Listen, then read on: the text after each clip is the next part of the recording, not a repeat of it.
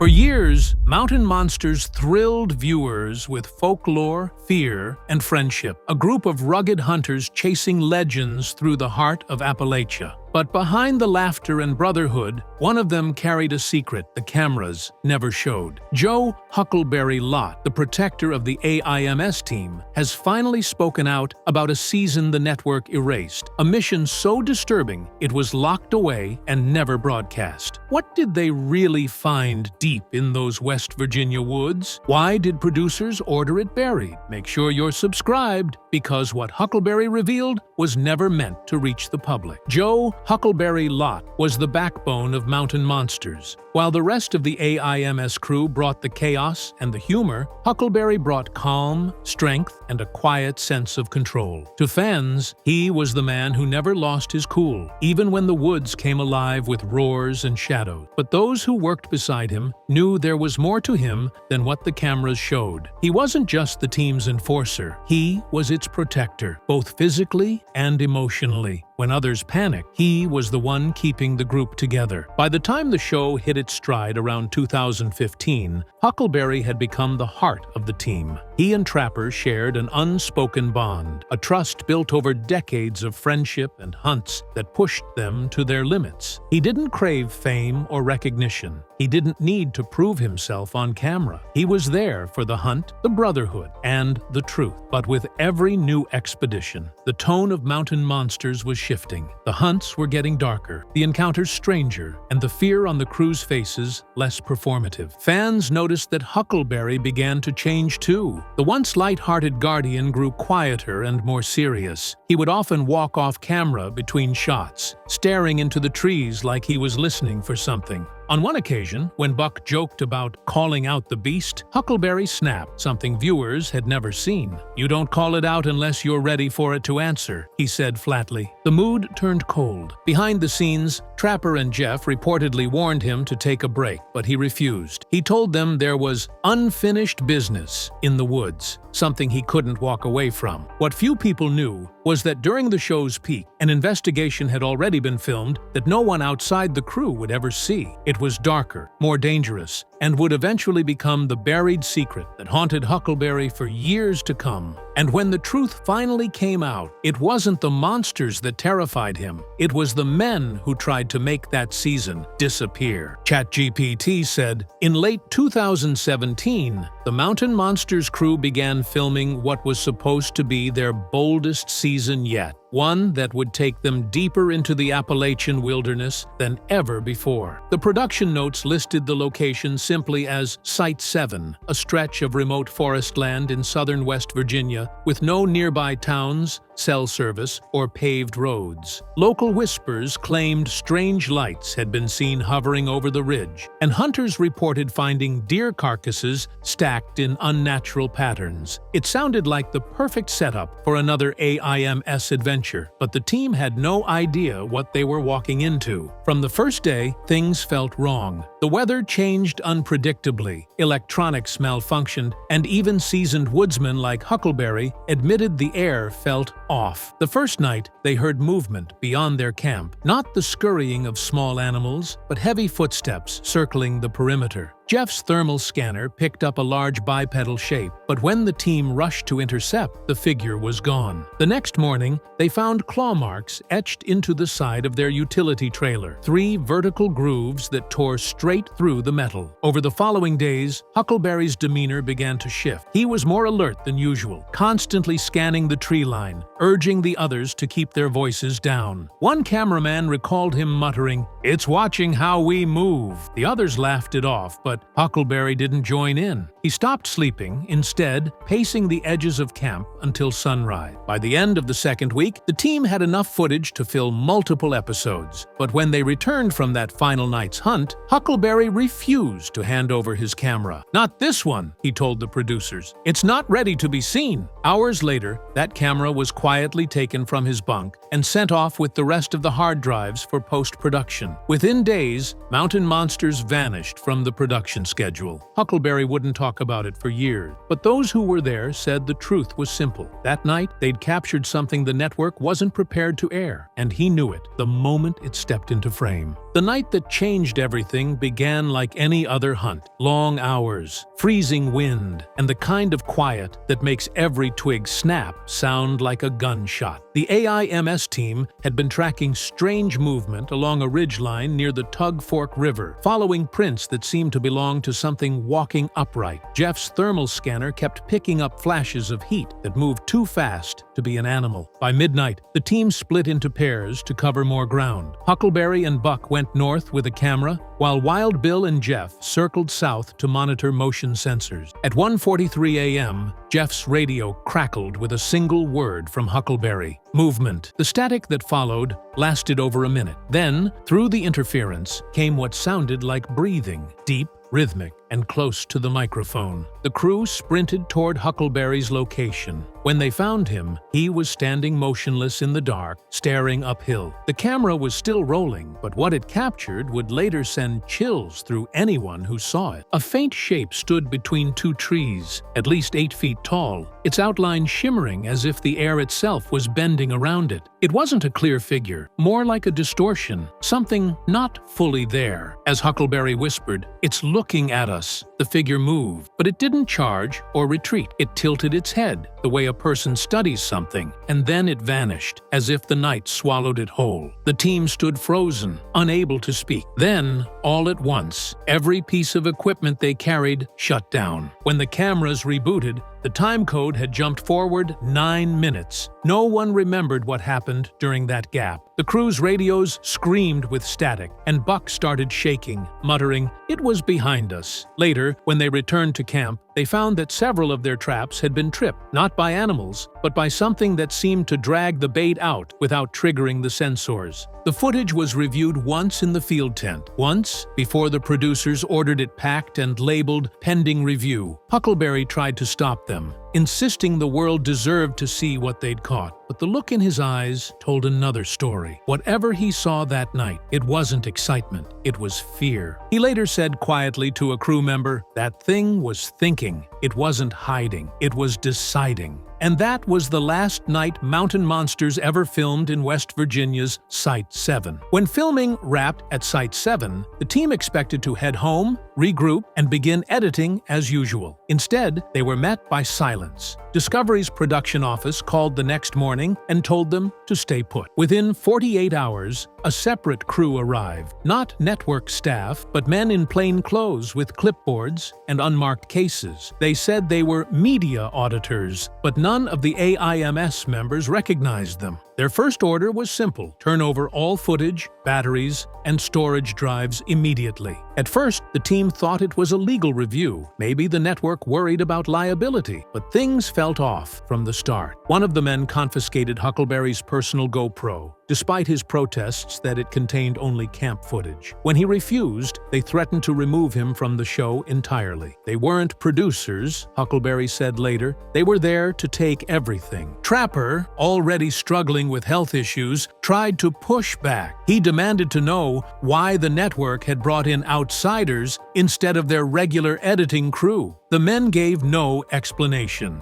Instead, they packed every hard drive into padded cases, sealed them, and left without saying where they were going. By that evening, the Mountain Monsters crew had been told to suspend all filming pending corporate review. No one ever saw the footage again. The following week, every AIMS member received an updated non-disclosure agreement, far stricter than anything they'd signed before. It prohibited discussion of unaired material and field activity beyond approved production boundaries. Huckleberry was furious. "They didn't want us talking about what we found," he later told a close friend. "They wanted it gone." Within days, the show's website quietly removed upcoming episode listings. The network's contact with the crew dropped to near zero. Calls went unanswered. Paychecks were delayed. Trapper reportedly told Huckleberry, "They buried it, brother." Whatever was on those tapes scared somebody. Behind closed doors, rumors spread among editors that Discovery had turned over the Site 7 footage to a private analysis firm for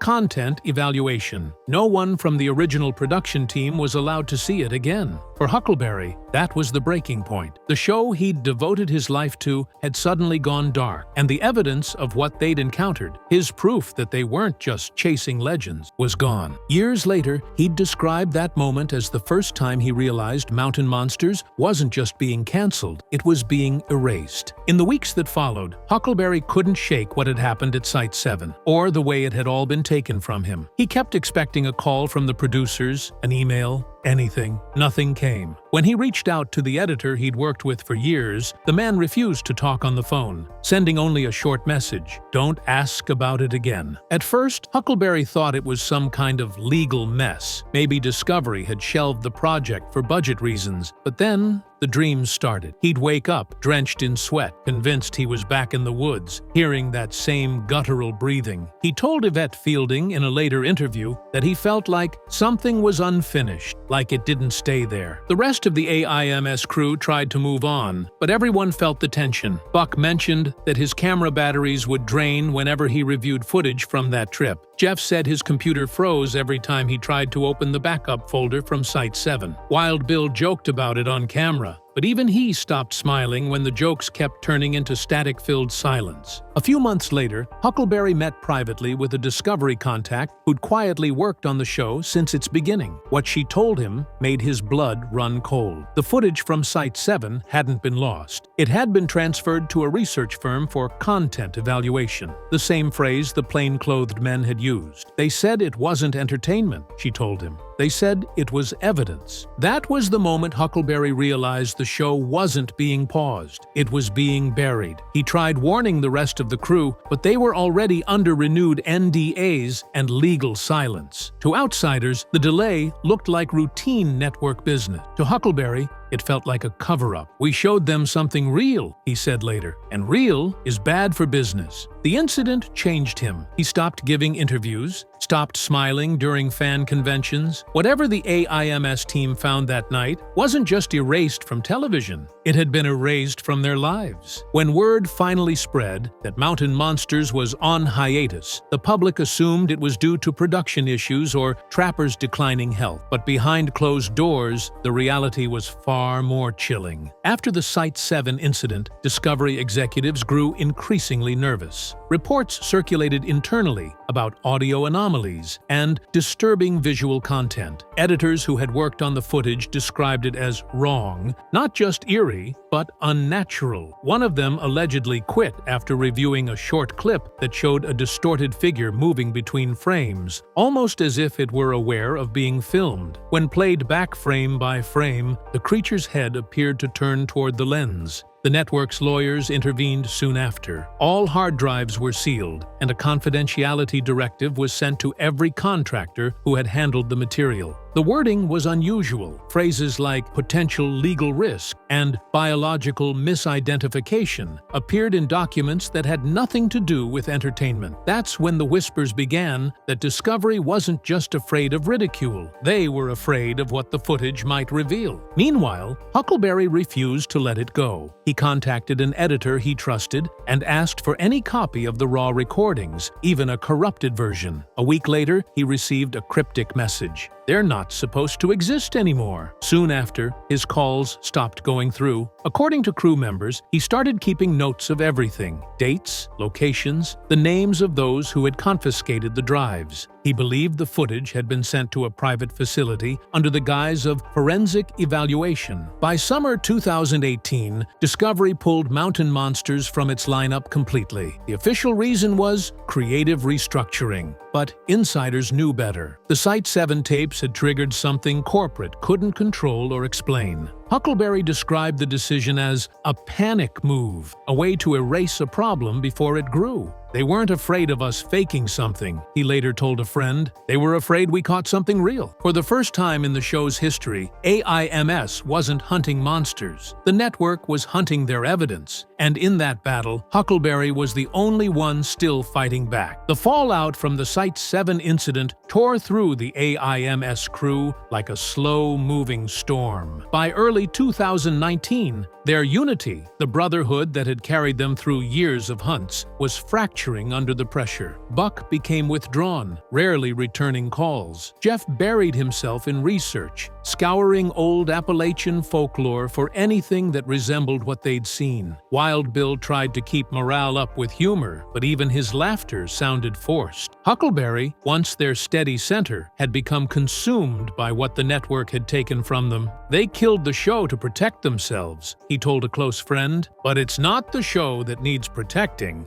it's us. His obsession with uncovering the truth grew worse. He started meeting privately with small-town locals who claimed to have seen the same shimmering figure near the mountains where Site 7 had been filmed. Some of their stories were eerily similar: bright distortions in the trees, machinery shutting down, missing time. Huckleberry began to wonder whether the creature they'd filmed wasn't just in that one location, but following them. He once told Buck, "We didn't leave it in the woods, man. It left with us." The others wanted to move on, maybe even revive Mountain Monsters under a new banner, but Huckleberry refused. "Until they release that footage," he said, "everything else is just noise." That determination, bordering on obsession, alienated him from the crew. What had started as a brotherhood built on trust had turned into quiet suspicion. They were afraid to talk, afraid to be seen as disloyal, afraid of who might still be listening. Not long after, Discovery's lawyers reached out again, this time warning that any future mention of Site 7 or the unreleased season would result in immediate legal action. That sealed the division. The others walked away, choosing silence over risk. Huckleberry, though, couldn't let it rest. He told friends he was being followed, that unmarked trucks sometimes idled outside his home. Whether paranoia or truth, no one could say. But everyone noticed he was no longer sleeping well. By that point, Mountain Monsters was officially dead. But the story of what happened at Site 7 was far from over. For Huckleberry, it wasn't a canceled season anymore. It was a cover-up, and he was the only one still brave or reckless enough to dig into it. By early 2020, the story of Mountain Monsters had gone completely silent. No updates, no interviews, no official statements. But that changed when a small paranormal podcast called Hollow Earth Frequency announced a surprise guest, Joe Huckleberry Lott. Fans expected jokes and nostalgia. What they got instead was something closer to a confession. He sounded tired, his usual steady drawl replaced with hesitation.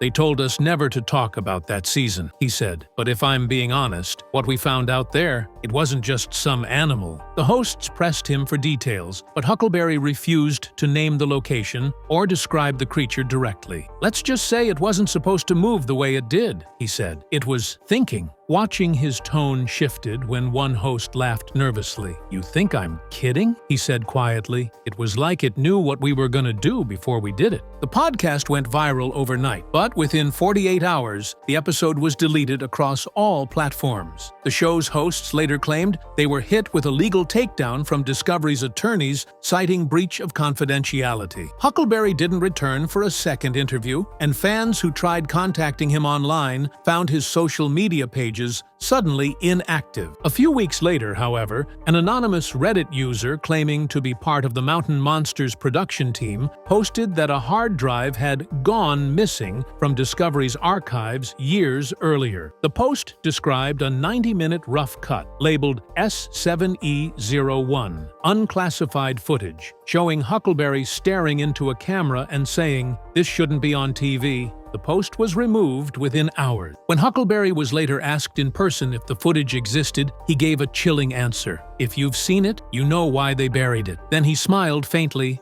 and added, "Some things, once you see them, they don't let you go." That was the last public statement Joe Huckleberry Lott ever made about Mountain Monsters. From then on, every time someone asked about the missing season, he just said the same 6 words. Today, Joe Huckleberry Lott rarely talks about Mountain Monsters at all. He still appears at conventions from time to time, still smiles for fans, but the spark that once defined him seems dimmed. When asked about Site 7, he politely changes the subject. Those closest to him say he's never been the same since that final, unaired season. He keeps a small leather notebook everywhere he goes, the same one he used to jot coordinates during hunts, but now it's filled with names, weather patterns, and strange symbols he refuses to explain. In the years since the podcast incident, more fragments of the mystery have leaked out. A few seconds of lost footage occasionally surface online. usually grainy clips showing Huckleberry standing in fog, whispering, "It's still here." Each time, the clips vanish almost as quickly as they appear. Discovery denies every leak. Still, fans remain convinced the buried season exists somewhere, hidden in an archive or locked in a private collection. Some even claim to have found coordinates etched faintly in one episode's closing credits that lead deep into the Appalachian wilderness. For Huckleberry, though, the chase is over. In a rare 2024 appearance, he was asked if he'd ever return to the mountains to finish what they started. He smiled sadly and said, "We already finished it. We just didn't win." Then, after a long pause, he added, "Whatever's up there, it's still watching." And that's where the story ends. Not with a finale, not with closure, but with a warning. The lost season of Mountain Monsters isn't just a rumor or a legend. It's a scar on the men who lived it. Because according to Huckleberry, the real monster was never the creature they hunted. It was the silence that followed when they found it.